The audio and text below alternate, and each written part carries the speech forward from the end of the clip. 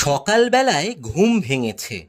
মা বলল, শোন, বাসি মুখেই ১০০ থেকে ১ অবধি গোন, ৯টা নাগাদ খেলতে যাব।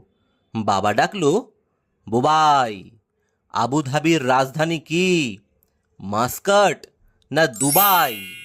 স্কুলে গেছি, ইংরাজি স্যার হেঁকে বললেন, ইউ।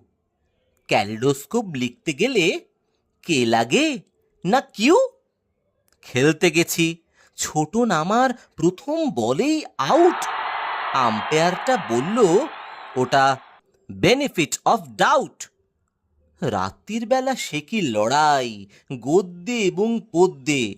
এমন কপাল, লোডশেডিংও হয় না মাঝে মধ্যে।